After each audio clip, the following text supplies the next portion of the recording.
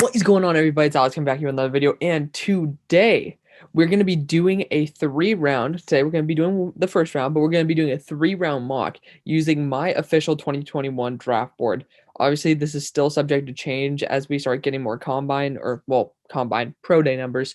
So again, there are things that will change on this, but we're not going to be doing trades just because I want to test out how this is going to rock with my new draft board. Did this video yesterday.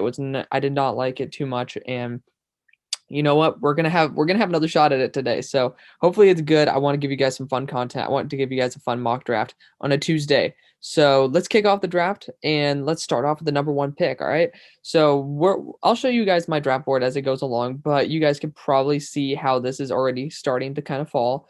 Again, there are some prospects in here where it's like Elijah Molden, I'm super high on, where it's like obviously thanks to positional value, we're going to be dropping him a little bit, but I'm just a huge fan of Elijah. So we got to keep it a little bit realistic at the same time. It's not a perfectly what I would do mock, but at the same time, it is combined with realism. Obviously, the first pick, we know what's going to go on, though. Trevor Lawrence, first guy off the board. We don't need to discuss it. It's already written in the books. So do we really need to discuss it? No, I'm not going to. I'm going to be rocking with Trevor Lawrence there, but for the Jets. For the Jets, it's an interesting one because it's true. This all comes down to what the organization wants. If they want Sam Darnold, where do they go? Do they get Penei Sewell and kick him to right tackle? Do they get Kyle Pitts? Do they get Jamar Chase? Do they trade down? Obviously not in this mock draft.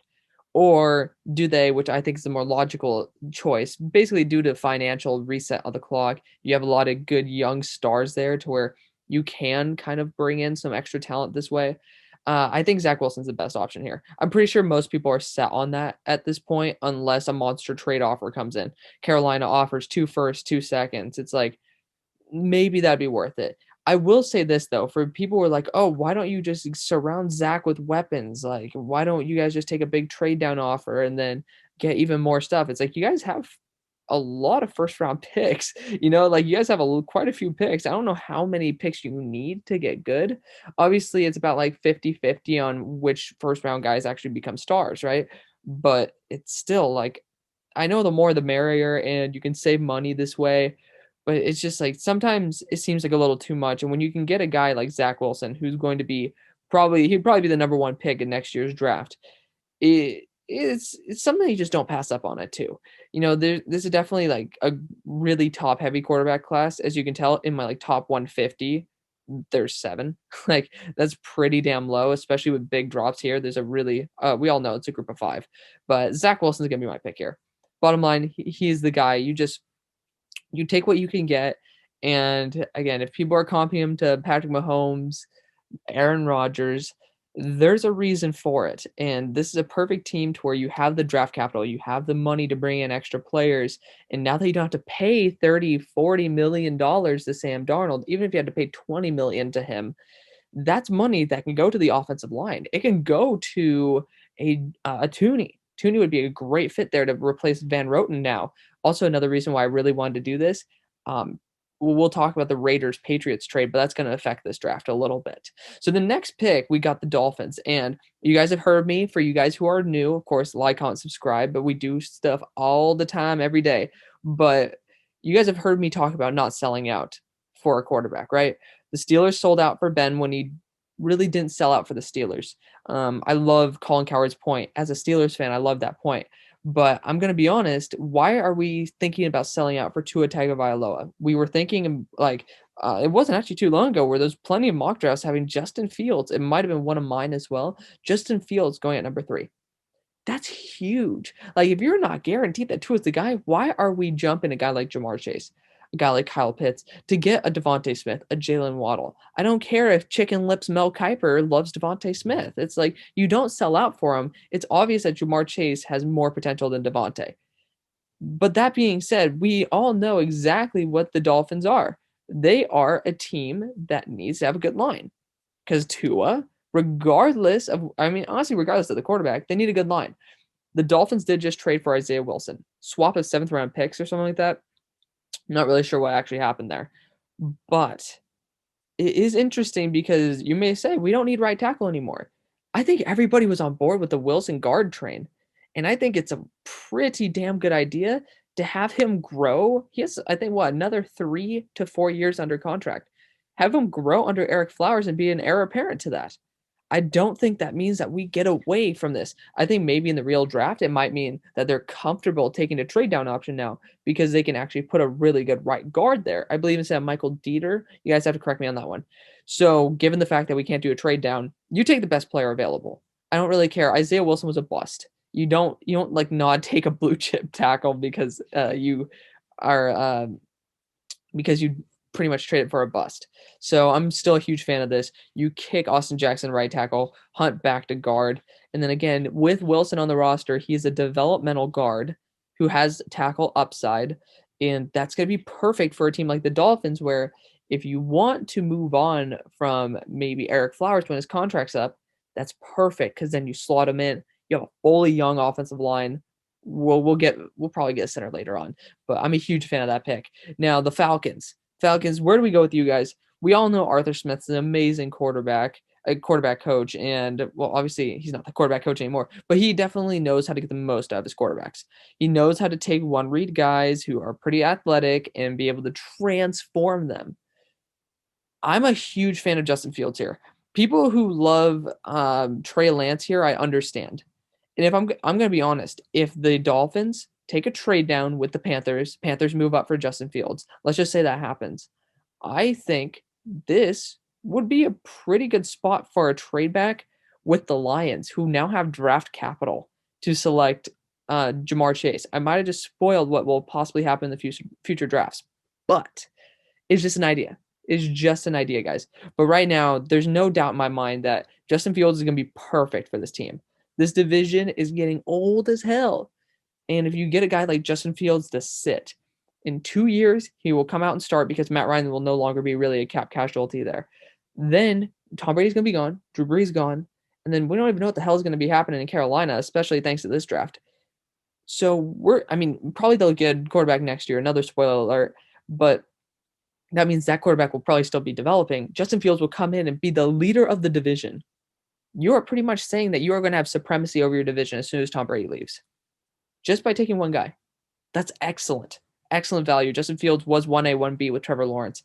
It definitely is worth it, especially when he just had one off year. The talent, the potential is there. Now, for the Bengals, this spot, again, that franchise guy said it perfectly. If it were any guy but Joe Burrow at quarterback, you go Kyle Pitts. And I was just talking about not selling out for Tua, but Jamar Chase and Joe Burrow are a great tandem, and Joe Burrow, we know, barring injuries, is going to be the franchise guy. No pun intended, of course, Marcus Whitman. He deserves to be the pick here. Jamar Chase, we don't realize how good he was. It's recency bias when people are starting to put Mr. Stick, Devontae Smith, above Jamar Chase. It's a little bit ridiculous to me. Jamar Chase is an absolute stud, though. There's no holes in his game. PFF was absolutely right on that, even though they're wrong on a lot of things. He's just unbelievable. And this is a perfect spot for him. These guys are both some of the most talented guys that we've seen at the receiver position. I'm very excited to see all of them there. Next, we got the Eagles, and we're going to be talking about this one as well. You brought on the offensive coordinator from Florida to be your quarterback's coach. What we usually see in the NFL is guys from college will possibly come up into a positions coach job and then go to an offensive coordinator. Then they could be moving to a head coach. It's pretty obvious what they're trying to do here. If Kyle Pitts is here, and even Jamar Chase is here, I do not think that you pass on Kyle Pitts. Just saying, I think that's in their plan to go Kyle Pitts. No doubt about it. And we might see something later on in the draft that will inform us exactly of their plans with the offensive coordinator from Florida. Just a hint for round 3. It's a potential. So it's a little bit scary, but it is something that could definitely happen, especially with what they've been saying about their plans for the future. Now, the Lions are sitting here, and they're just like, shoot, we got Micah, we got Jalen Waddle, Devontae Smith, Caleb Farley. We can grab any of these dudes and be perfectly fine. We can grab freaking Darsaw. We can actually, after I saw Rashawn Slater, well, this is another reason why I started doing this today. I'm going to turn up the brightness a little bit for y'all. It won't affect you. It'll just affect the way that I'm able to perceive what you guys are seeing. But Rashawn Slater had 33-inch arms. that's perfect for a tackle.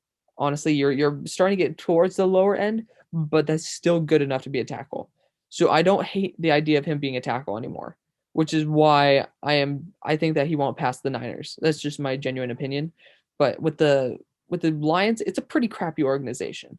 So, do you want a guy who has personality issues coming in? No. Do you want a guy who has a lot of talent coming in? Yeah. Do you want a guy who will fight no matter what, no matter injuries, no matter how the team is going, no matter where he is on the depth chart? Absolutely. You know who that is? That's Jalen Waddle. He literally fought through an ankle surgery and came back like 3 weeks later to play in the championship. That's unreal to me. It might not have been 3 weeks, but it was still a very short period of time, which is ridiculous. But huge fan of Jalen Waddle and his personality. He will be a game changer, especially for a guy like Jared Goff who wants a nice little separator. You get him some offensive line pieces and a weapon like Waddle, that's perfect. And they announced that Kenny Golladay is not coming back. So getting Devontae Smith and having Kenny Golladay and him be the outside guys, that's not an option anymore. Devontae Smith more scheme dependent than Jalen Waddle is, in my opinion. That's why I think Jalen Waddle is an excellent target here. And we're sticking to a very similar draft board to what we did before. I know, I get it. There will be some changes. Just watch out. Now, the Panthers are sitting here and they're like, well, we can go with a quarterback here in Trey Lance. Next year's quarterback class, guys, I think it's about like 25 to 30 deep with guys who are draftable. I'm not joking. Guys who are draftable. We look at this here. We'll switch to the predictive rankings and we'll look at the amount of quarterbacks who are draftable. I think it's almost like right here where like you can guarantee that they're probably not ever going to start. The next year's class is a little bit more ridiculous. A little bit more ridiculous with that. So with getting a guy like Trey Lance who can sit, that's wonderful. But then again, this is something I'm actually starting to think about. Joe Brady's there for a year. He can coach up Trey Lance and make him actually a lot better. But then you switch him immediately to a different offensive coordinator. Who have we seen in the past couple of years who we continue blaming going through different systems and not developing properly? Oh, we were talking about Baker and Sam Darnold. And Baker finally got a good one and is sticking with him and developing with him. I don't think if you take Trey Lance here that he will develop. I want the best for Trey, so I'm not taking him here. What I am taking, because you guys did just bring on Moton, that's wonderful. What I am taking is going to be a linebacker, and Micah Parsons is an absolute stud. I think that if you're going to be using him with Patrick Chin, might be Patrick. I'm bugging on the guy's name, but Jeremy Chin, Patrick Chung, and Jeremy Chin. That's how I got Patrick Chin. Jeremy Chin, Micah Parsons. They're going to be rushing the passer, going to be doing everything. Micah Parsons is an absolute beast, and I think Rule will be able to get his personality in order. This is an ascending team. Unlike they're not in a rebuild; they're in a retool mode now. You get one quarterback, and your team's pretty much very competitive in your division. Micah Parsons, I think, will sign on to that. And it will, I mean, I know that I don't want him to go to the Cowboys, and I know that I'm pretty sure the Panthers are a little bit scared of what the Broncos could become if they get, let's just say, Deshaun Watson and like a Micah Parsons. So, the Broncos with Vic Fangio getting Micah Parsons could definitely start becoming very competitive on that defensive side. They just need to drop a quarterback in and maybe another corner, which we're about to do. So again, spoiler alert, the top of this draft is really pretty damn set for me. Maybe the Jalen Waddle pick is a surprise for you guys. But these two picks are probably more surprises to most people. But this pick, again, not a surprise to me at all. You're in a division with Tyreek Hill, Mecole Hardman, Henry Ruggs. You need a guy who can run hella fast. And JC Horn definitely could be a sneaky pick here. I'm not going to lie. It could definitely be a sneaky pick. He just ran a 4.42 laser time at his pro day. That's pretty damn good. Also, Micah Parsons, by the way, 4.44. Just saying. He is low 4.4s. So he should be probably this pick. Just forgot about that as well. But Caleb Farley is going to be probably in the 4.3s. We're seeing a lot of guys in the 4.3s, by the way. This isn't a crazy athletic draft class. But Caleb Farley, he has the size. He has the speed. He's going to be perfect for a boundary corner. He has press ability. It's going to be exactly what you need if you want to be able to potentially take away a guy like Tyreek Hill, a guy like Mecole Hardman. These guys, I mean, if you're looking at Patrick Surtain, it's not going to be that great. He's going to be probably in the mid to high 4.5s. If he's in the low 4.5s to high 4.4s, you can take him here. Perfectly fine. But I'm just worried shitless about his speed, and it doesn't pop off on tape. Unless he just got crazy athletic in the past few weeks, not seeing it. Caleb Farley is an absolute beast, though. And because a man just ran 4.42 and the Cowboys just signed Dak, it means that they're going to need to start implementing less free agents, right? They definitely just signed a big ass contract. Dak got injured, but your team is pretty much fully built on the offensive line, barring injuries. That's not something that you go after in the first round. You go after a guy like JC Horn over Patrick Surtain. I know, crazy shit, right? It's ridiculous to me. I know. I'm sorry, guys. But JC Horn ran a 4.42, and I think the Cowboys are going to like that. Patrick Surtain's an amazing, amazing dynamic duo with Trevon Diggs. My only problem with that is you guys have brought this up. They're slow. If you have two slow corners, like this is a division that, I mean, this next guy could be running in like the low 4.4s. If you got guys who are running 4.5, like mid to 5.45s, Devontae Smith's about to torch them. I think this is the last place where Devontae will go, especially in a draft with no trades. The Giants just this is a perfect, I know he's probably pretty damn similar to guys like Russell Shepard. I swear to God, I'm like bugging on people's names. I think his name's Russell Shepard. Sterling Shepard. Why am I thinking Russell? Good. See, I knew it. See, there's something going on inside my mind where I caught myself there. But Devontae Smith is going to be great. You have your deep threat that's going to attract the safeties. That's Darius Slayton. You guys have Sterling Shepard, who's going to be a great route runner, might be able to take the number one corner. Then you have Evan Ingram, who's going to take those linebackers. Devontae Smith's going to be perfect to just eat and eat and eat in this game. I love it. It's going to be great especially when Saquon Barkley's coming back. You're going to have a fully developed wide receiver core that has some good speed, and releasing a guy like Golden Tate definitely, to me, shows that they're willing to go after a guy like Devontae Smith. Again, free agency is going to change all this shit. But the Niners are sitting here, and man, it's tough for me because I really want to go Rashawn Slater here. But the problem is we don't like JC Horn. I mean, that wouldn't have been good enough pick if I didn't know his speed.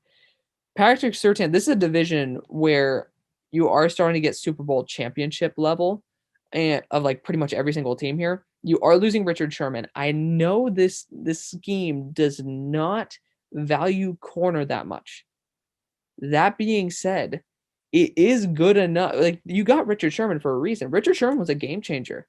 You need to get your Richard Sherman. Richard Sherman was not that fast either. That's why he probably fell in the draft. He was a bigger guy, not that fast, good in the run game. I can't pass on Patrick Surtain here. This is a big change from my last draft. But yeah, because like the one I did for you guys yesterday, it was Rashawn Slater there. But I feel like you gotta go Patrick Surtain there. It's too good to pass up. I'm a huge fan of Patrick Surtain, and it hurts me because I really want to go into your offensive line for you guys. But I think there's some good guys in the next round if you guys want to go that route. Now, the Chargers are sitting here, they're like, dude, well, we got two of the best tackles in the draft here. We got Rashawn Slater and Christian Darrisaw. What do we do? I personally think that there's better value in the interior of the offensive line later on. And Rashawn Slater, again, he doesn't have length issues. But the problem is people thought he did, which might mean that that's his play style. And he's amazing in his play style. So I think that you should go to a team that could hybrid him, but a team that doesn't need like a tackle or a guard. Oh, a team that doesn't need a tackle. I think that means that Darrisaw should be the pick here. He's going to be a sneaky pick over Rashawn Slater. A lot of people want him here. And personally, I want him here. But I'm looking at the interior offensive line depth, and I'm like, dude, there's some guys in here. I would be fine with Deontay Brown, for Christ's sakes. Like I would be honestly perfectly fine with that. It's not going to – we're going to get a better guy than that. But Rashawn Slater, there still is questions whether he could be a true tackle. So if that is the question going on, then Rashawn Slater should go to a team that could use him as a tackle or a guard and doesn't really need a tackle. You guys will see where I'm going here. I'm going Christian Darrisaw, though. Super young, true left tackle. He's also, if we're going to talk about recency bias, and again, this is going to be something that's very interesting in the draft. We're going to see how much these opt-outs actually impact draft grades. That's going to be pretty huge because Rashawn Slater hasn't blocked somebody in over a year. That's a pretty big factor. And I think that a team like the Chargers, where it's like, dude, we can develop guys 100%, but if we're going to be honest, I want to make sure someone can protect Justin right now. We just saw what happened to Joe Burrow. So Christian Darrisaw is an amazing prospect. Huge fan of both these guys. Don't get me wrong, huge fan of both. But I think that Christian Darrisaw is going to be more ready day one, just given the fact that there's no lag time, and he's going to light it up. I'm a big fan of Christian Darrisaw as well as Rashawn Slater. who's going to be surprisingly the next pick. Talk about a team that doesn't need a tackle. They could use a right tackle, but they don't need it. They can use him at left guard. They can use him anywhere if they really want to. Rashawn Slater, this is a perfect fit. When I saw you guys first take Rashawn Slater here to the Vikings, I was like, dude, their defense needs help. But the defensive edge class is pretty deep. Like, look at this. If you have Rashad Weaver in the third or the fourth round, that's unbelievable.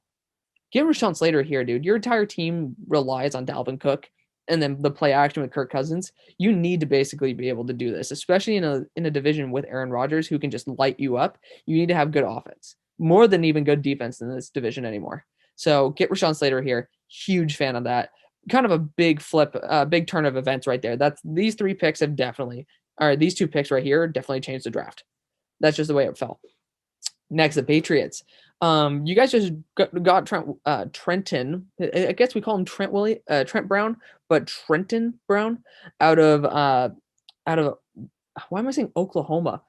I was about to say Oakland and then said Oklahoma. Las Vegas. Vegas Raiders just traded Trenton Brown back to the Patriots for a 5th round pick, swap 7th.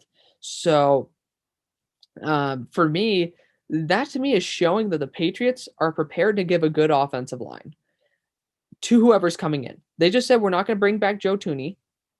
That might mean that they might try go for the guard route here. But if you're building a good offensive line, to me that means one thing. That means that you're preparing for a quarterback to come in, especially if you're trading for a good offensive lineman. You're preparing for a quarterback to come in and have a good offensive line. The quarterback who has the most upside with a good offensive line day one, especially with a 1-year contract like Trent Brown, that's Mac Jones. I think that you're going to be going with the Saban Belichick connection here, and it justifies my feeling even more that they're going to go Mac Jones at this spot if he falls. Again, no trades are going to happen here, so Mac Jones does fall to 15, but I honestly think that's a great pick. With the Niners, if you want to go Mac Jones, no, you're getting a sideways, if not downward lateral move from Jimmy G, who just brought you to the Super Bowl.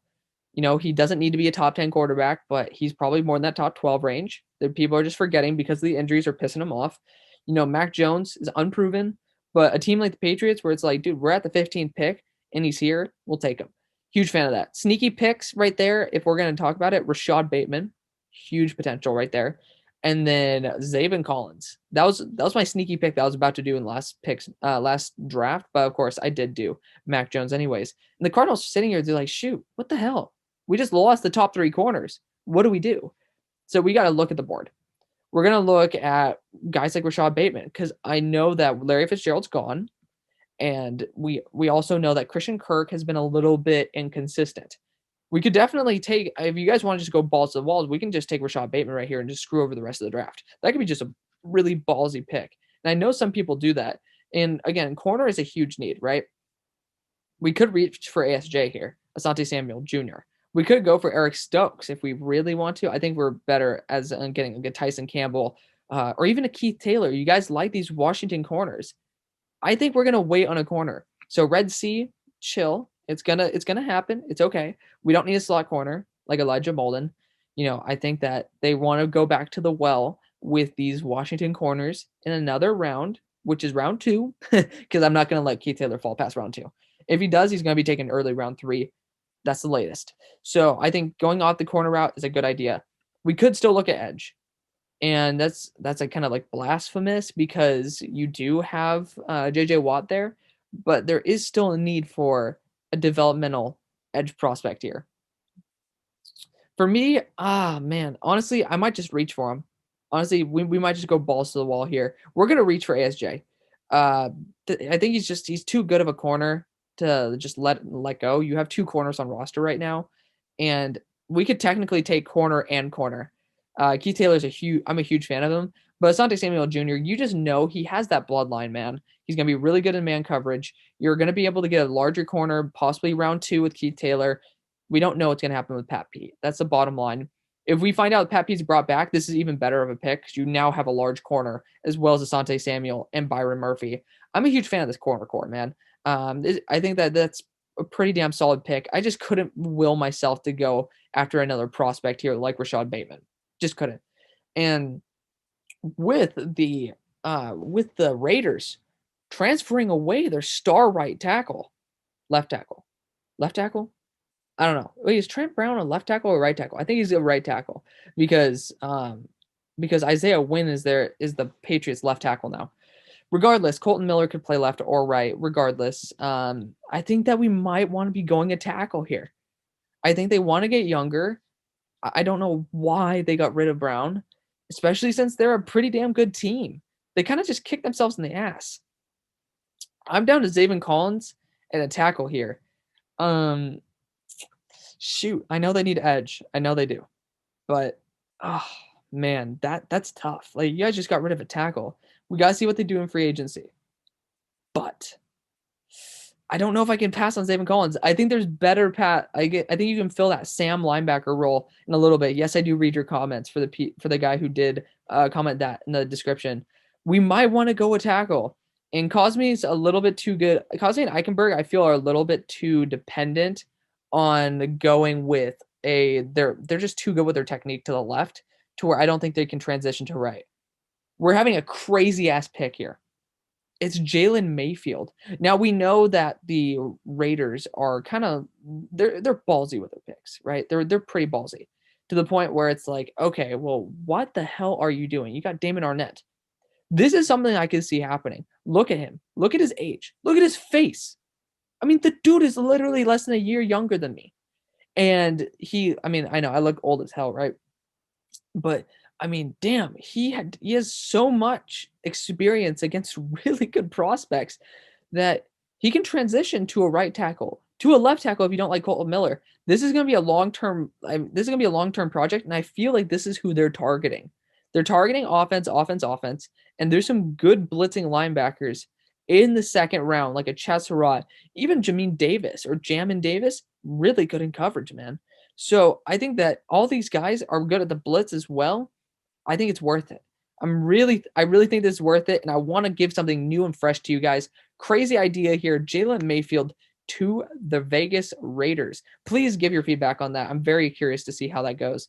But with this next pick, the Dolphins are on the board, and I mean, Rashad Bateman's here. Can I take him away from Washington? Ooh, like the question is, do you go with Zaven Collins here or Rashad Bateman? Like that's the question of the day. Like Rashad Bateman is going to be a stud, right? But Zaven Collins is a beast. I'm a huge fan of Zaven. Obviously, you see their rankings, 16 and 17 for me. Like both these guys are absolute beasts, and I think they both should be gone. But the defense is the identity of the what's it called? The Dolphins. So I think that they're going to be good at getting later round prospects on defense. You see that Van Ginkel was a stud, and he was like, what, like a fifth round pick? We're going Rashad Bateman here and just twisting the tables a little bit. Rashad Bateman, I think, with Justin Jefferson Combs coming in, running a 4.39, again, another 4.3 player. Like, what the hell? We used to never see these, but it's kind of crazy. Rashad Bateman's going to be getting this pick right here for sure with Justin Jefferson Combs at his speed. I mean, if you guys really want a wide receiver, this guy is worth that pick, 100%. Both those picks would have been a good idea. And Washington on the board, this is a team where, again, the quarterbacks are going to be kind of a weird question mark in the division for a while, right? You got Jalen Hurts, who they're saying they're going to bring in some competition. I hope it's Ryan Fitzpatrick. If we're going to be honest, I hope it's Ryan Fitzpatrick, but it's probably not. I think that getting a guy like Trey Lance, because again, you sign like a 2-year deal with Heineke, I think Trey Lance is going to be a great spot here. You have him for 5 years, right? There's no more weapons that I really want to take on the board until the second. I think that if you sit Trey Lance and allow him to culture, to develop, he's going to be the guy who's on a rookie contract. Dallas is going to be falling to the pits. I'm sorry, Dallas Cowboys fans. It's like, I don't think you should sign a quarterback for as much as they do nowadays. It's just, I think you should just go back to the well or tag and trade. I don't really see the reasoning behind, like, who's the last quarterback to win a Super Bowl on a heavy ass contract? I don't think we've seen it. The last guy to go to the Super Bowl, I think, with the most cap percentage was like Russell Wilson with like 16%. Tom Brady took a team-friendly deal. I think that the Cowboys are kind of screwed in terms of cap right now. And then the Eagles, we don't even know what the hell is going to be going on. And then the Giants, we don't even know what their quarterback situation is going to be. Trey Lance has time to develop here. This is the best spot for Trey. In my opinion, best spot. Rivera's great with these heavier, bigger quarterbacks who are more inaccurate, and Trey Lance is a better prospect than Cam Newton, in my opinion. So I'm a huge fan of this. If they can bring in a Ryan Fitzpatrick to here as well, that's going to be a great mentor for Trey. I think that they just need to get a more veteran guy to just come in and train and work these guys and maybe be able to start a little bit. I'm a big fan of it. I wish Alex Smith were still there, but they've had their disputes. And of course the Bears are on the board. And at this spot, it's like, damn, can we pass up on a tackle? They got 2 tackles. They got Leno and Massey still. I think they were injured last year. But it is true. Leno's deal is up. Leno's or Massey's is up next year. And the Bears are not going to have cap for it. They're totally screwed on the cap situation. Glad that they're getting away from Mitchell Trubisky. But again, all these guys are gone. All the quarterbacks are gone. If we want to look at a weapon like Kadarius Toney, okay. But I don't like any of the guys left. I think if you want to go with a Zaven Collins here, that'd be kind of insane, right? If you want to replace Danny Trevathan, you could do that. But I think that a guy in Samuel Cosmi, I think he's the perfect guy to go here. He is young enough. I think he's a redshirt junior. Yes, he is. He's a redshirt junior. He has 3 years of starting experience, and he's going to be able to come in, and he's going to be able to work within the next year. You need to make sure that the quarterback's protected. And again, we actually might even see both tackles cut due to cap casualties. I think that with Indianapolis coming up next, you need to make sure that you have at least a solidified tackle. That's huge for me. At this spot, for the Colts, I think you got to go tackle as well. I don't like the idea of going an edge rusher here. As much as you guys could use it, you guys don't need to use it. And Liam Eichenberg, to me, I'm a huge fan of him. Just watched him, and as a personal player, former lineman myself, I know that his form is so good. He's such a talented guy. He's very seasoned. He's going to be coming in at over 23 years old. He's going to be able to play from day one, and that's perfect for a team that's Super Bowl ready like the Colts. I think if Cosmi's even on the board, they go Eichenberg. That's just my gut opinion. That's my gut feeling. Cosmi is somebody who is definitely good. He's a jack of all trades, master of none. He's just like really solid in everything. Doesn't blow me away in anything either. But Eichenberg definitely has some plays where he just blows me away. You guys will talk about inconsistencies, and there's one play a game that's always horrible. One play. There's 13 plays that are absolutely stellar. To me, that's something that can be changed because I saw how he got beat, and it was him leaning forward a little bit too much and leaving his arms fully extended. Dude, you have Quentin Nelson as a freaking mentor, bro. Like, really? Your form is perfect. Just get that fixed, and then you're perfect. I don't get the confusion. I understand some people don't watch every single snap and do an in-depth report like I do, but like, oof, it's pretty crazy. But this pick, this is going to shock the world, but you guys are losing Jonnu Smith, a very, very good target. And you guys, I know I can already see people lining up and just saying I'm a fucking idiot. But if we're going to be honest, like we can look at the edge routes here and we can go Kwity Paye as our 4-3 end. Can totally get that. I'd be perfectly fine with that, guys.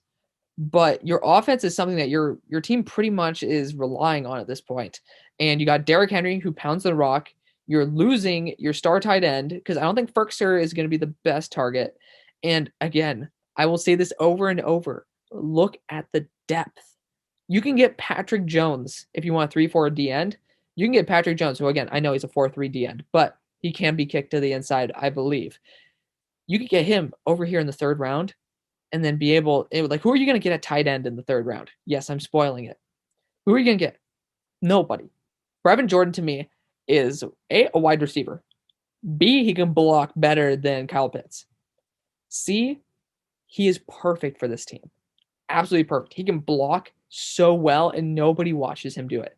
He is such a good player. He's so smooth with his route running. He's a lot closer to Kyle Pitts than I think anybody realizes.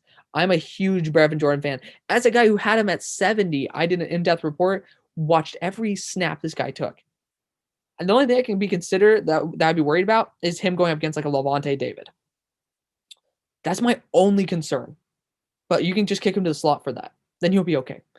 I'm just a huge fan of it. It used to be a pick back in like the first mocks I did at Brevin Jordan. You guys are going to be mad, but again, stick through the process. These edge rushers, I think teams are going to be like not that great.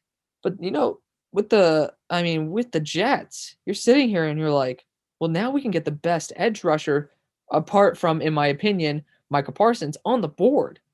Like, we have a 4-3 defensive scheme. And to be honest, we've had enough picks that have been kind of busty. That's not like busty, but like been bust. I think that this is a perfect spot. I know we can get a developmental right tackle, but he was already taken at 17. This is a perfect spot for Kwity Paye.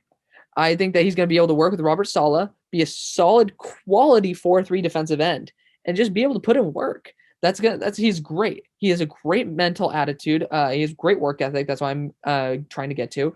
And he's just an excellent player. You know, him being able to develop all the skills in the offseason, that is something that shows to his character. I could just show you guys. I could swap over there, but that would show you guys. I'm actually working on a Kwity Paye report right now, so keep your eyes out for that. But the Steelers, this is the pick that made me want to delete last draft. There's no doubt in my mind what pick this is. I went Tevin Jenkins before because we need a left tackle. Honestly, I think we should use our franchise tag on Alejandro Villanueva if we really want to go balls to the wall. As much as I don't like Villanueva, as much as I respect him, though, I think that Ben doesn't study tape. Ben just lost the one guy who could read damn near everything on the field. He needs a center, and he needs Creed Humphrey. And I mean, I'm also, funnily enough, I have also Creed Humphrey as my next scouting report after Kwity. He's a guard and center prospect, which is great. You have flexibility there, but he's a true captain of the offensive line, something that you need, especially when Ben, again, doesn't put the time in to be fully developed as a quarterback, being able to read everything. To me, I think this is a damn near good need, and it's a perfect fit on the Steelers. I know he's going to work his ass off. Next, with the Jaguars, we're sitting here, and it's like, well, ASJ was already taken. So who are we taking? We can look at a corner here, which then again, we got the 33rd pick. I don't think too many teams are going to be taking corner. Elijah Molden, again, he's going to be dropping just due to positional value. I think that, I mean, it's kind of surprising that Zaven Collins is falling because I love Zaven. But if we're going to look at some edge rushers, don't really need any of these guys. Corners, again, we could be looking at a safety here. I know that we really like safety, and I'm pretty sure the Cowboys are going to be taking at least one of these guys within the next like 20 picks. So we could look at tight end, could get Freiermuth and just say, screw it. We're going to get 3 first-round tight ends. Don't think that's a good option. Could look at tackle, and we got Tevin Jenkins and Raduns. My problem with Jenkins is he's slow. It's really slow. I think you can kick him into guard if you want more mobile scheme, or else you have to keep him with a pocket passer like a Ben Roethlisberger. For that reason, I think we got to go either Dylan Raduns here, which I'm a huge fan of Raduns. I know some of you guys think that he's an early second, maybe mid-second, but I think it's worth the reach. He showed that he could play against FBS talent and play really well. I think he solidified himself as a first-round talent here, above Tevin Jenkins, who, again, as a guard prospect, holy shit, he's amazing. And unfortunately, we are going to be putting him to a team that will need a guard prospect. Crazy pick here, I know. Jenkins on the board, but Raduns is going to be the right guy for this squad. Again, he is pretty damn mobile, as well as dealt with a heavier mobile quarterback in Trey Lance and has protected him valiantly. Love this pick for the Jaguars. Next, with the Browns, I don't think that there's a better pick in this entire draft. Gregory Rousseau is so raw that if he learns, I mean, again, I was thinking about taking JOK here or Zaven Collins. JOK and Zaven Collins are amazing, but Gregory Rousseau's potential is beyond both of theirs. Again, I think that JOK is more of a safety linebacker slot hybrid, something the Browns could use, but Gregory Rousseau's ceiling is beyond anything that we've thought. Like he's perfect sized, good athleticism. If he learns from Myles Garrett how to play, this could be the best pass rushing duo in the NFL, hands down. This is just where the Browns are saying, dude, why not? Like, we're here, why not? Huge fan of this pick. Now, with the Ravens on the board, you guys have DJ Fluker there. You guys possibly losing even Orlando Brown. We're looking at a team like that probably needs a really good guard in the run game. I was about to take Tevin Jenkins. I do remember he's slow as hell, and you don't want a slow-ass guard when you have a speedster like Lamar Jackson. You know who is pretty damn good in his athleticism, so far as I know? That's Elijah Vera-Tucker. He can also play tackle. That's the great thing. He can also play tackle. With the Orlando Brown rumors being potentially traded, I think AVT is going to be perfect to sit at guard and be able to fill in at tackle if need be. That's going to be a perfect fit for this team. I don't think people realize it. Elijah Vera-Tucker is going to be able to move in and just scoop it up. Again, with the edge rushers, Marcus said this perfectly. They're great at picking up mid-rounders. Perfectly fine with that. So with that analysis, I think you got to be rocking the guy with AVT here. Your guys are missing Marshall Yonda. AVT could definitely be that effective. We'll just put it that way. Next with the Saints, you guys could definitely use a corner here, and there's some good ones on the board. But I think that you need to go wide receiver too. And Kadarius Toney's on the board, Rondale Moore's on the board. You can't pass this up. Kadarius Toney's gonna be perfect for anybody to check it down to. He just moves differently. And I'm sorry to the Packers who don't get to have him, but you guys get to have another amazing player who never gets to fall in my drafts. But that's okay. Kadarius Toney's just gonna be perfect. Perfect for this team. I love his ability to just have the ball in his hands and be a super weapon. Big fan of it. And for whoever's quarterbacking the team, they're going to be very grateful for it. Next with the Packers, I don't know how the hell it happened, but your run defense is garbage. I'm going to be honest. Zaven Collins is just unreal. This is a legitimate thing that could happen. His personality is known as being a big negative from people that I know who are both on campus as well as in the locker room. I think that it's a pretty big thing. And Zaven Collins is an absolute stud talent. Again, people are concerned about his personality, but look at his size, look at his profile. This is a team where I think that Jair Alexander could just be like, dude, shut the hell up. And then just keep rocking it. I love this idea of Zaven Collins here. Next with the Bills, where do we go with this? We can go JOK here. That's tough. I was thinking about going JOK there, by the way. But I think you just had to go that weapon. You had to get a weapon there. Oh, this is a tough one. I think we got to go the right tackle here. You guys are losing Darrell Williams. This is a more mobile team, but you guys like to pound the rock. Tevin Jenkins is a perfect fit here. And worst case scenario, if Cody Ford doesn't work, this is a great guy to slot in. Tevin Jenkins, pure power, just being able to annihilate anybody in this division. Again, I think you have more power pass rushers in the division than speed. So I'm pretty happy with Tevin Jenkins on the squad. He's not that slow. He's just too slow for pretty more like a Chicago scheme where you're just scrambling and stuff. I think that this would be a pretty good fit if Josh Allen can do anything he wants at this point. Tevin Jenkins would be a great fit for this team. Now with the Chiefs, we're hearing that they're going to be going weapon from my guy Jameel. We got weapon. We got potentially interior defensive line.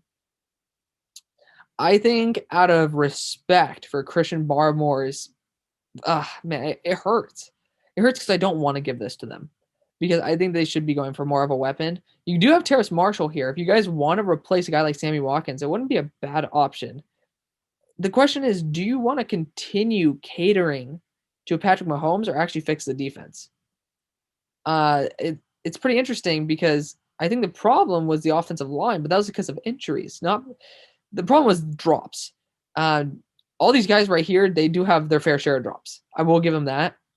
But if you are losing Sammy Watkins, we're going to go with the high upside Terrace Marshall here. I think that he's going to want to win a championship, and he's lazy, but I think that might be able to kick his ass into gear. So get Terrace Marshall here, and you know what? Just deal with the other problems later. It hurts, but we're going to go Terrace. He's super young. I have an early to mid-second on him. So, it's still good value. And finally, with the Buccaneers, they just put a franchise tag on Chris Godwin. Very surprising to me. I thought they'd be able to do it on Levante David. This might be an interesting spot for a JOK pick, by the way. I don't think he should fall in the first round at all, as you can tell by my draft position. We can go with a potential pass rusher because, Azeez Ojulari would be a good fit if you want to basically get rid of Shaq Barrett. I don't know if this team has the money for Shaq Barrett. That's my question. Can they bring back Shaq? I don't know. I honestly think a Ronnie Perkins in the second might be a better value, though, than Azeez in the first, and I don't know how I can say that with a straight face. I love Azeez Ojulari. I love Joseph Asai, too. I think that out of the idea of losing your guy in Levante David, you want a good guy who can cover. Man, I don't know if I could put a guy who's 215 pounds on this team, though. I can't. I really can't. I want to get JOK so bad. I love JOK, by the way. We're going to get Azeez. I think, honestly, that I think that they could probably get a guy like maybe a Nick Bolton. I would damn near say Chaz Surratt, Pete Werner, guys who can probably cover just as well as JOK with their size in factored in as well. Ooh, it feels bad, but we got to go Azeez Ojulari here. Big fan of him, super young as well. I believe he's a redshirt sophomore. Look at him. Perfect fit for this team, too. He's going to be a great outside linebacker that's going to be coming off that edge. So let me know what you guys think. Thank you guys so much for watching. Stay tuned for round two. I'll see you on the far side. Peace.